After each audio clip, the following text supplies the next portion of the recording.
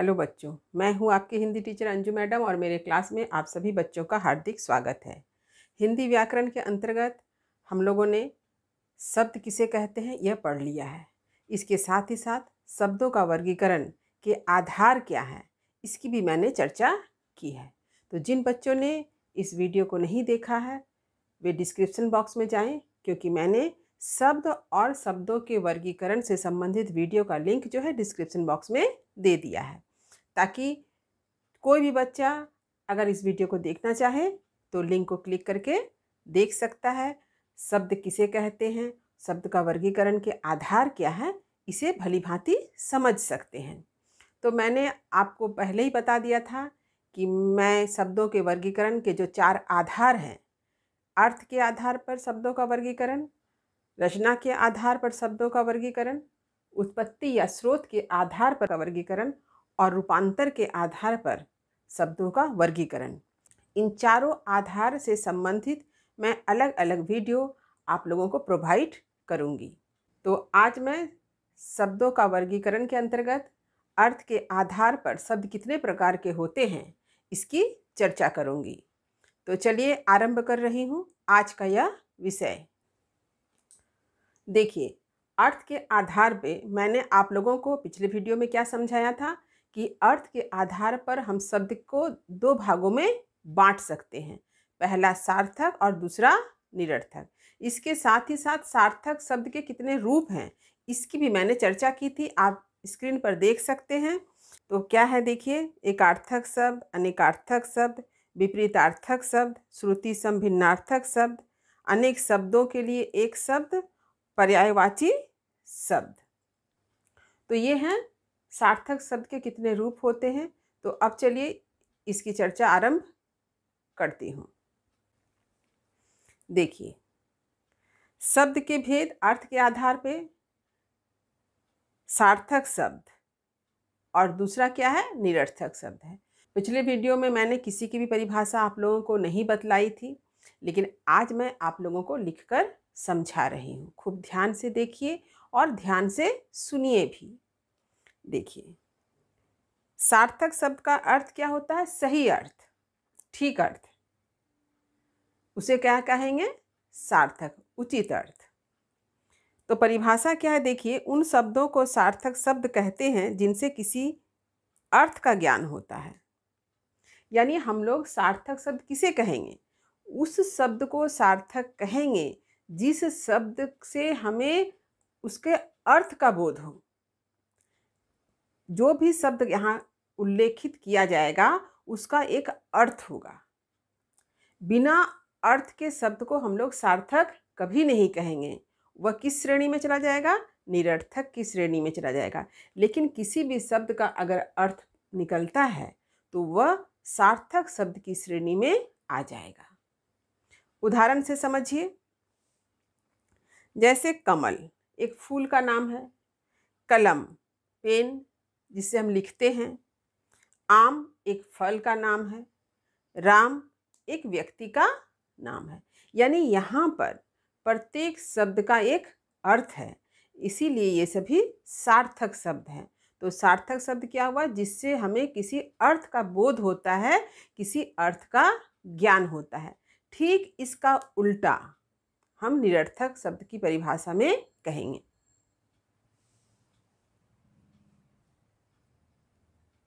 देखिए, निरर्थक शब्द कोई अर्थ नहीं, निरर्थक माने बेकार।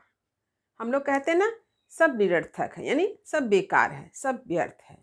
तो निरर्थक शब्द की क्या परिभाषा है, देखिए, जिन शब्दों से किसी अर्थ का ज्ञान नहीं होता है उन्हें निरर्थक कहते हैं।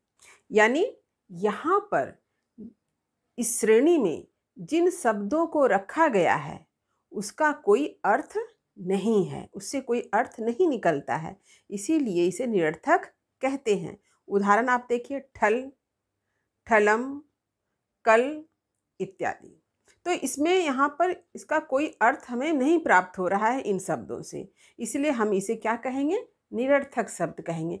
यानी शब्द के प्रारंभ में 2 भेद किए गए अर्थ के आधार पर। इसे हमेशा ध्यान रखिएगा कि अर्थ के आधार पर शब्द के कितने भेद हो गए, सार्थक और दूसरा निरर्थक। सार्थक यानी जिस शब्द से किसी अर्थ का ज्ञान हो। निरर्थक जिससे किसी अर्थ का ज्ञान नहीं होता है। तो आप परिभाषा में इस बात को हमेशा याद रखिएगा कि जिनसे किसी अर्थ का ज्ञान होता है वो क्या है, सार्थक है। और दूसरा क्या है, जिन शब्दों से किसी अर्थ का ज्ञान नहीं होता है वो क्या है, निरर्थक है। इसे आप याद रखिएगा। पिछले वीडियो में मैंने आप लोगों को बताया था कि जितने भी सार्थक शब्द हैं उनके कई रूप होते हैं। तो वो रूप क्या है उसकी मैं आज चर्चा कर रही हूँ। देखिए, पहला एकार्थक शब्द। तो ये एकार्थक शब्द किसे कहते हैं? तो पहले आप यहाँ पर जो शब्द दिए गए इसी से आप देखिए, इसमें क्या है, एकार्थ यानी एक अर्थ। तो परिभाषा क्या है, जिन शब्दों का प्रयोग हम एक ही अर्थ में करते हैं वे एकार्थक शब्द कहलाते हैं। यानी एकार्थक शब्द की परिभाषा कहाँ है, इस शब्द में ही छिपी हुई है। ये जो शब्द आपको दिया गया है इस शब्द में ही एकार्थक शब्द की परिभाषा है, निहित है। क्यों? यहाँ पर हम एक ही अर्थ करते हैं। यहाँ पर जो शब्द हमें दिया जाएगा उसका एक ही अर्थ होगा। जैसे उदाहरण से समझिए, जैसे एक नदी, नदी मतलब नदी, गवेषणा यानी खोज, दिन जैसे दिन को कहते हैं, धूप यानी धूप को कहते हैं, एक ही अर्थ है। तो ऐसे सब एकार्थक शब्द कहलाते हैं। दूसरा देखिए, अनेकार्थक। यहाँ पर भी ये जो शब्द हैं इसी में इसकी परिभाषा छिपी हुई है। देखिए, अनेकार्थक यानी अनेक अर्थ। तो क्या है परिभाषा, जिन शब्दों के अर्थ एक से अधिक होते हैं। अनेक का अर्थ क्या होता है, एक से अनेक। तो यहाँ पर जो शब्द दिए गए हैं उनका अर्थ क्या होगा, एक से अधिक होगा। तो उन्हें क्या कहेंगे, अनेकार्थक शब्द कहते हैं। उदाहरण जैसे अंबर। अंबर मतलब मैंने आप लोगों को पिछले वीडियो में बताया था कि अंबर का अर्थ क्या होता है, आसमान होता है और वस्त्र भी होता है। जैसा कि आप लोगों ने कभी पढ़ा होगा, कहते हैं ना पीतांबर, नीलांबर। कोई अगर पीला वस्त्र धारण करता है तो उसे क्या कहते हैं, पीतांबर, यानी उसने पीला वस्त्र धारण किया है। पीला वस्त्र धारण करने के कारण हम लोग विष्णु भगवान को क्या कहते हैं, पीतांबर। कोई अगर नीला वस्त्र धारण करे तो उसे क्या कहते हैं, नीलांबर। तो यानी यहाँ पर अंबर का अर्थ आसमान भी है और अंबर का अर्थ वस्त्र भी है। आसमान को भी नीलांबर कह सकते हैं, और कोई अगर वस्त्र धारण किया है नीले रंग का तो उसे भी नीलांबर कह सकते हैं। ठीक इसी तरह से देखिए, हरि। हरि का अर्थ जो होता है, एक होता है भगवान, जिसे विष्णु को कहते हैं हरि, और दूसरा क्या होता है, बंदर को कहते हैं। कर। कर का मैंने आप लोगों को बताया था कि कर का अर्थ क्या होता है, हाथ, और दूसरा कर का अर्थ क्या होता है, किरण। तो यहाँ पर एक शब्द के अनेक अर्थ हैं। अब देखिए तीसरा क्या है, विपरीतार्थक। तो यहाँ पर क्या शब्द है, विपरीत। विपरीत यानी उल्टा। तो क्या है परिभाषा, एक दूसरे का विपरीत अर्थ देने वाले शब्द को ही विपरीतार्थक शब्द या विलोम शब्द कहते हैं। यानी विपरीत यानी उल्टा अर्थ। जो भी शब्द होगा उसका यहाँ पर उल्टा अर्थ कहा जाएगा या उसके बदले उल्टे शब्द का प्रयोग किया जाएगा। जैसे अगर आप रात है तो उसका दिन कहेंगे, माता है तो उसका उल्टा पिता कहेंगे, कृतज्ञ है तो उसका उल्टा कृतज्ञ कहेंगे। तो यहाँ पर आप उदाहरण से देखिए, अमृत का क्या है, विष, रात का है दिन, हार का है जीत। यानी यहाँ पर विलोम शब्द यानी उल्टे अर्थ का प्रयोग किया गया है। देखिए चौथा क्या है, श्रुति सम भिन्नार्थक शब्द। श्रुति यानी सुनना, सम माने एक जैसा, समान, भिन्नार्थक माने भिन्न अर्थ देने वाला। यानी सुनने में समान है, एक जैसा है, लेकिन अर्थ जो है उसका भिन्न है यानी अलग है। परिभाषा देखिए, बहुत से शब्द ऐसे होते हैं जिसमें एकाध अक्षर या मात्रा के फर्क के बावजूद सुनने में एक से लगते हैं, परंतु उनके अर्थ में काफ़ी अंतर होता है। यानी हो सकता है उसमें एक मात्रा का हेरफेर हो, एक मात्रा हर्ष हो, एक मात्रा दीर्घ हो, ये हो सकता है, लेकिन वो सुनने में आपको एक जैसा लगता है, इसलिए आप उसे एक ही शब्द समझ लेते हैं। लेकिन वहाँ किंतु वो अर्थ जो है अलग अलग है, उन शब्दों का अर्थ अलग है, लेकिन वो सुनने में एक जैसा लगता है। उदाहरण देखिए, जैसे देखिए अनु, अनु यानी पीछे, अणु, अणु माने कण। देखिए अपेक्षा यानी इच्छा, उपेक्षा, अनादर।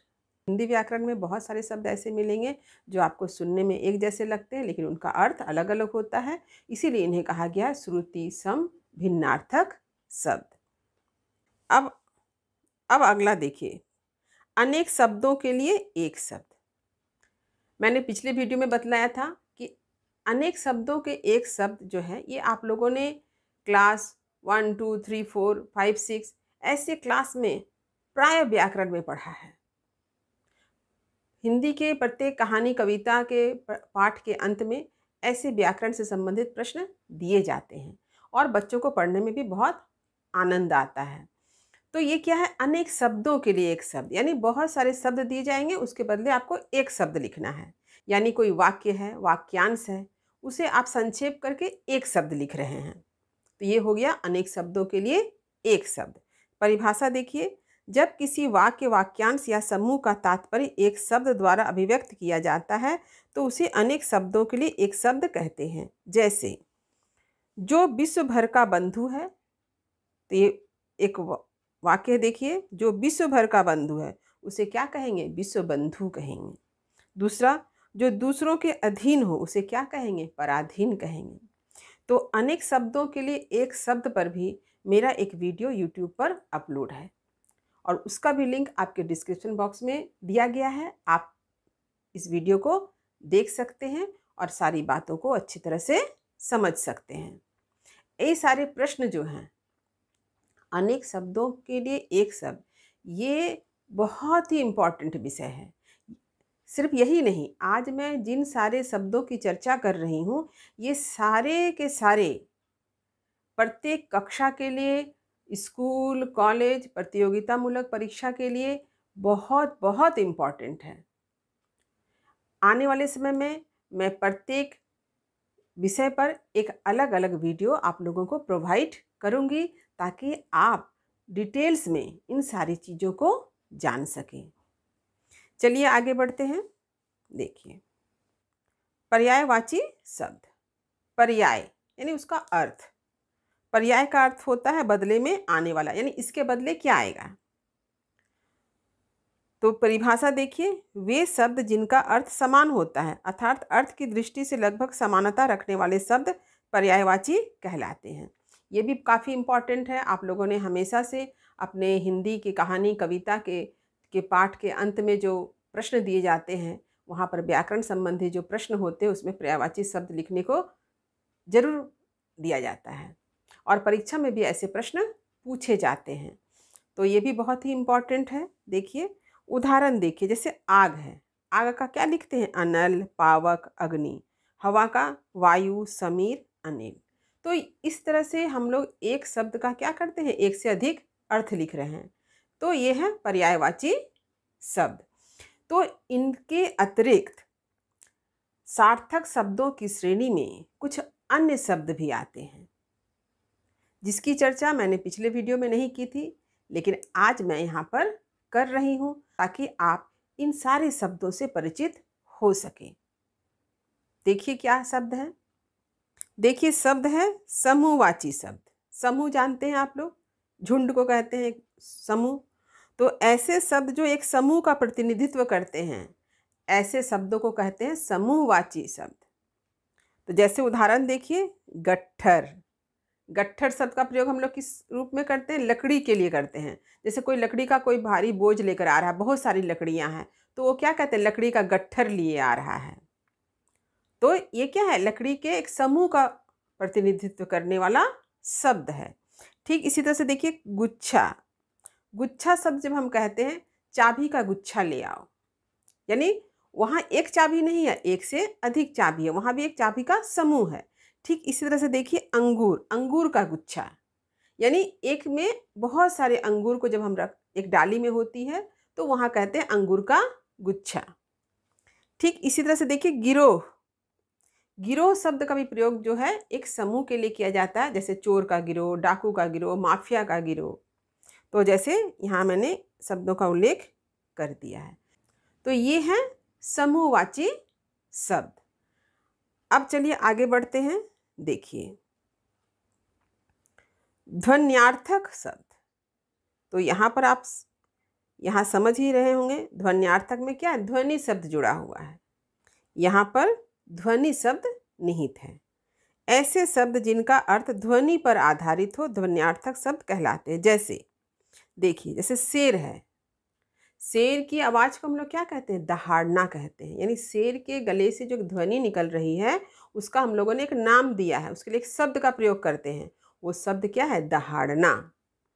घोड़ा, घोड़ा की आवाज़ को भी हमने एक नाम दिया है, एक शब्द दिया है। वो शब्द क्या है, हिनहिनाना।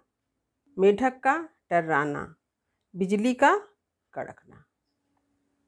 ठीक इसी तरह से देखिए, जब बहुत सारे सिक्के की आवाज़ होती है एक जगह तो हम लोग उसको क्या कहते हैं, खनखनाना। सिक्के की आवाज़ को कहा जाता है खनखनाना। पपीहा की आवाज़ को पीयू। चिड़िया चहचहाना। बिल्ली की आवाज़ को म्याऊं। और फुफकारना किसका है, सांप का है। तो ये सब है ध्वन्यार्थक शब्द। यानी विभिन्न पशु पक्षी, बहुत सारी वस्तुएं हैं, उनकी आवाज़ को हम लोग एक नाम दे देते हैं, उसके लिए एक शब्द का प्रयोग करते हैं उसके ध्वनि के आधार पर। तो ये क्या है, ध्वन्यार्थक शब्द है। तो आज मैंने आप लोगों को शब्दों के वर्गीकरण के अंतर्गत अर्थ के आधार पर शब्द के कितने भेद होते हैं उसकी चर्चा मैंने की है। तो उम्मीद करती हूँ कि आज का यह विषय आप लोगों को बहुत ही अच्छा लगा होगा, आप लोगों को बहुत सारी बातें समझ में आई होगी और यह वीडियो आप लोगों के लिए काफ़ी उपयोगी सिद्ध होगा। क्योंकि जो भी बच्चे स्कूल में पढ़े, कॉलेज में पढ़े या फिर प्रतियोगिता मूलक परीक्षा की तैयारी करें, उन सभी के लिए आज के वीडियो की उपयोगिता 100% है। तो वीडियो को लाइक करें, सभी पढ़ने वाले विद्यार्थियों में शेयर तो अवश्य करें। और जो बच्चे मेरे चैनल पर नए हैं वे मेरे चैनल को सब्सक्राइब करना ना भूलें, ताकि हर नए वीडियो का नोटिफिकेशन उन्हें समय समय पर मिल सके। तब तक पढ़ते रहिए, जीवन में आगे बढ़ते रहिए। मेरी शुभकामनाएं आप सभी बच्चों के साथ है। धन्यवाद।